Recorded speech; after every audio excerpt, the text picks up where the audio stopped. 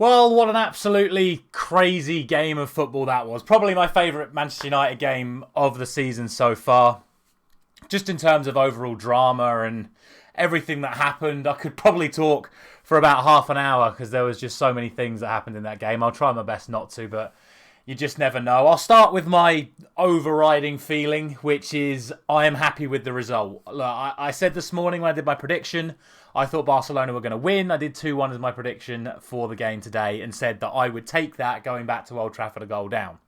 So, on paper, to go back to Old Trafford at 2-2, I will more than happily take. And based off the performance that I've seen tonight, I believe we're more than capable of winning the second leg at Old Trafford and progressing to the next round. However, I'd be lying if I said I wasn't a little bit disappointed that we haven't won this game, because that was such a good performance. We had so many chances, so many missed opportunities, but in the end, it just wasn't quite enough to get the result. And if you look at the stats, if you look at the overall balance of play, certainly from when the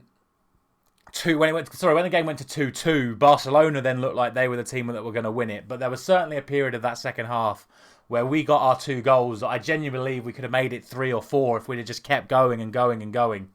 But unfortunately, we let Barcelona back into it and the game finished 2-2. But yeah, it was an incredible game. And obviously, it's only half-time when you look at it that way, and we've still got another leg to go. But I am really, really impressed with the performance we've put in today. I cannot stress that enough. I am very, very happy with what I've seen from every single player on the pitch today. I wouldn't say there was a bad performance from anyone. There are a few costly mistakes, which we will get to when we go through the actual game itself. But man for man, I was really impressed with everyone that I saw today. So I can't really complain from that. And I think the best place to start is probably with the manager. Now, obviously, I've given the manager a little bit of stick in the past few weeks with the tactics against Arsenal, the tactics against Leeds in the home leg, tactics which he did get right in the second game against Leeds.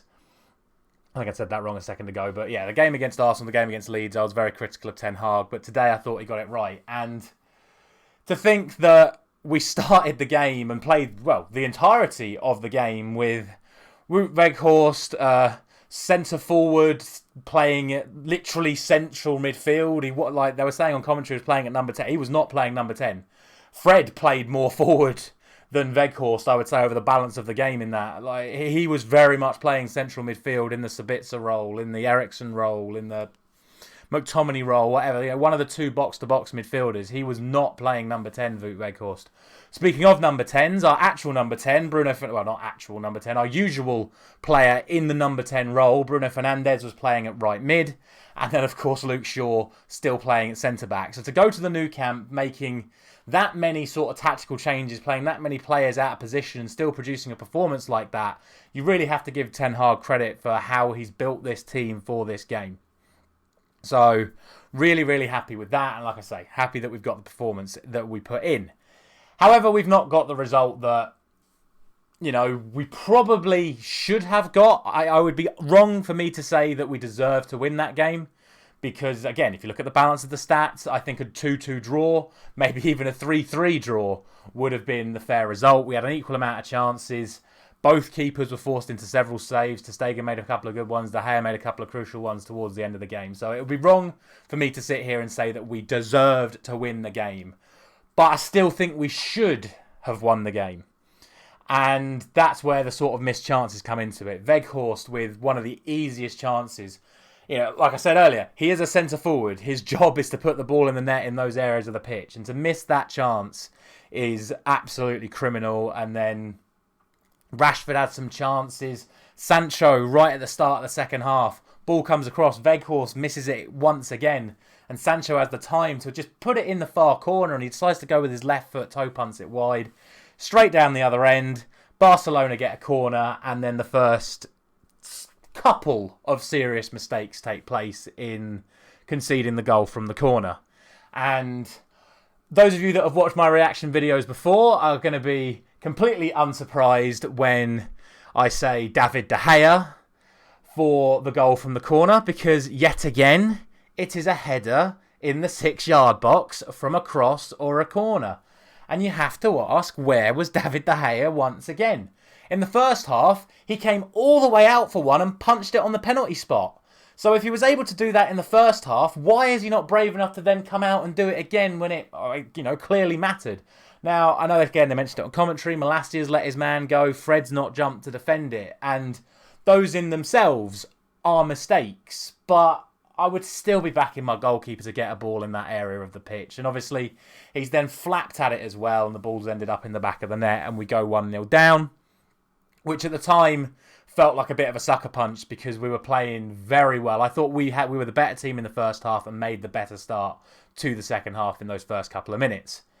However, at 1-0 down, we put our heads down and we dug in, and straight away we got ourselves an equaliser, and it's a brilliant goal. I know, again, if it was the other way around, I'd be going mad at De Gea. Ter Stegen has to do better. But the actual goal itself, the build-up play, is fantastic. Winning the ball back, driving the ball forward, touch round the corner to Fred, ball through to Rashford, burst of pace, slams it at the near post. It's a perfect finish. The only way he could have hit that any better was if he'd have hit it into the roof of the net rather than the bottom corner. But it's a fierce shot. Ter Stegen's been caught out at his near post. It is poor goalkeeping, but it is a phenomenal finish from Marcus Rashford. And from that point on, we go on even more, and we push on even more. We get another corner. Rashford turns Rafinha inside out, ball across, bobbles around, ends up in the back of the net, 2-1 Manchester United. Really, really good at this point. And I'm sitting there and I'm thinking, my word, if we keep this up, we could get 3 or 4. I know I said that earlier, but that was my genuine thought at the time. It was get the ball out to Rashford again. I would have brought Garnacho on a little bit earlier than Ten Hag did. I would have liked to have seen Garnacho come on at that point, because we knew Barcelona were then going to start pushing up, leaving spaces in behind, and that would have allowed Garnacho the ability to then get at Koundé or Araujo, whichever one was playing at right back at that moment in time. I just feel like Sancho didn't really offer a lot from that point onwards. And that then allowed Barcelona to slowly start growing back into the game. I think the substitutions they made were good ones. Obviously, the loss of Pedri in the first half had a massive impact on their performance. He was playing really well in the first half. And if we're being honest, did any of you even know Sergio Roberto was on the pitch in the second half? Because he didn't really do a lot, whereas Pedri was very heavily involved in the first half. So that was important, but the introduction of Baldy, the introduction of Fati made a difference for Barcelona. They then started pushing on a little bit more, and then probably the key battle of the entire game, and I really enjoyed this battle all game long, and it ended up, unfortunately, resulting for the 2-2 equaliser coming from Rafinha, who, like I say, the key battle, I think, or the most enjoyable battle to watch in that game was Malacia up against Rafinha, because I just thought it was a really good back and forth. Malacia put in some really good tackles at times. Rafinha was able to beat him a couple of times. He was able to get him booked, but Malacia did not let that faze him. He kept tight on him, kept putting tackles in on him. Really good back and forth from them all game. But then the goal comes, obviously, from Rafinha, but via, of all people, a mistake from Casemiro. Little bit lackadaisical at the back. We've played the ball out to him, and it's a pass you'd associate with Fred and McTominay. He's not really looked. He's just sort of played a lazy pass on his weak foot. He's not caught it right. It's fallen to the Barcelona player. We're then a bit out of shape. Rafinha picks the ball up, puts in one of his vicious balls. We've seen him do it enough times for Leeds. And Lewandowski's made a move towards it. Lewandowski's missed it. It's gone through Varane's legs and it's gone in the back of the net. And there's nothing David De Gea can do about that one. From that point onwards, it then got a little bit concerning, because it then almost turned into what happened in the Arsenal game when that game went to 2-2, in that we were almost a little bit too scared to push on, because we were still playing well when it was 2-1 and we were still starting to create chances. Yes, Barcelona were coming back into it, but we were still creating chances. And the moment it went 2-2, it was almost like, okay, we can still leave with a really good result here. Let's not push the boat out too far. Let's not try and get the third. Let's sit back on this 2-2 and then see if we can hit any counter-attacks and try and nick a winner. But then that created so many more chances for Barcelona. The fullbacks were getting stretched, getting pushed back, getting pinned into their area, as I said, like it was against Arsenal. The fullbacks who were pushing forward all game for Barcelona. I think we dealt with that much better in the second half. But the fullbacks were getting even further forward, starting to put balls in. Lewandowski kept getting half chances. Gavi was getting half chances. Fati had a genuine good chance that he scuffed into the ground, and De Gea sort of flapped at it again and punched it away. But we were able to hold on. We were able to get the 2-2 draw. There were a couple of chances on the break at the end where I thought we could have done better. It's a couple of 3v2 situations where if Bruno would have got the pass right to Rashford on the first one, we would have been in. If Rashford would have shown a little bit more urgency on the second one, I think we could have been in. And then that one from the corner where it's dropping out of the sky. And if Garnacho just controls it perfectly, he could have been in on goal for a winner. But I'm not going to have a go at him for that. That would have been an incredible touch to pull that one off. But the scoreline ends at 2-2. And there are a few key takeaways from it. I believe at this point in time, I may have to check, but I believe we've not got any suspensions for the second leg, and obviously we've not picked up any injuries. We'll have Sabitzer and Martinez available to us as well for the second leg, which is massive. And from a Barcelona perspective, Ousmane Dembele is still going to be out injured. Gavi has got himself suspended, which is going to be a huge loss for them. He's incredibly important to them. And obviously at this point in time, it's unclear the extent of Pedri's injury, but it looked like it was muscular. He immediately signalled to the bench to come off, and obviously he sat down and got taken off. So a Barcelona team without Gavi and Pedri at the moment is akin to taking Xavi and Iniesta out of their team 10 years ago. So huge losses for them. Will they be able to cope without them? I certainly hope not. And like I say, we'll have some better players available to us as well for the second leg. Don't really know what else to say, to be honest. There was so much, like I said, there was just absolutely so much going on. I was a bit disappointed with the referee, I will say that much. I think a lot of the decisions went in Barcelona's favour, but I do think we potentially got away with a penalty with that Fred handball. Yes, it sort of hits him here. It's in terms of the rules, it's in a point of the arm where handball could be given, and his arm is definitely out, but it is close proximity. It's one that I'm not surprised wasn't overturned, but I think at the same time, if it had been given, then it would have been upheld and it still would have been a penalty. But that's pretty much the only refereeing decision that went our way tonight, because some of the decisions, some of the free kicks that Barcelona were getting, I thought were criminal decisions from the referee. And then the Rashford one where I think it was Koundé brought him down.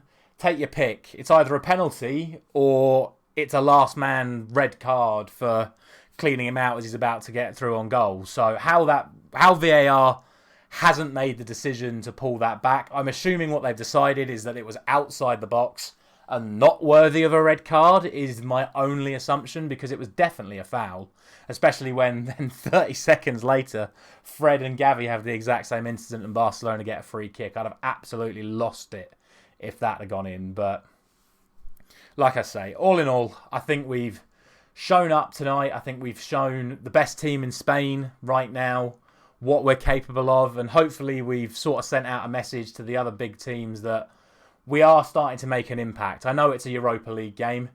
I know it's a Europa League playoff game. It's not even like there are teams already in the last 16 of the Europa League, but to have such a high-profile game turn up at this stage of this competition, and for it to still be that entertaining, that is testament to these two football sides that could have quite easily approached this game with the approach of, oh, it's a Europa League playoff. We don't really care.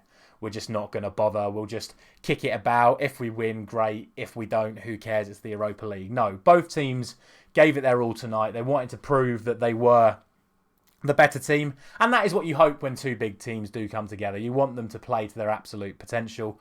You want them to square up to each other and tussle it out as two big clubs, no matter what the competition or the time or the place. So again, really happy with the performance. I will definitely take a 2-2 draw to Old Trafford, but I am just that little bit disappointed that we've not come away with the win tonight. But I'm fully confident we can play that way again next week. If we don't pick up any injuries against Leicester, and like we say, if Barcelona are going to have that many players unavailable to them as well, I would genuinely expect Manchester United to progress to the next round of the Europa League in the second leg next week. So fingers crossed, that's what's happened. The next game, of course, is going to be Leicester City in the Premier League at the weekend. I will have my prediction for that for you tomorrow morning. And of course, as always, we will have the reaction to the Leicester City game the moment it hits full time. And then it will be the biggest week of our season so far with the second leg against Barcelona and then the cup final against Newcastle next Sunday. As always, let me know down in the comments your thoughts about today's game, your thoughts about our prospects for the next leg and our potential prospects for the games that we've got coming up over the next week. What were your thoughts as well on Erik ten Hag's tactics of playing Weghorst in midfield, Bruno out wide, etc. And as always, if you've enjoyed this video, don't forget to drop a like on it, subscribe to the channel if you are new around here. I'll see you tomorrow morning for all my Premier League predictions.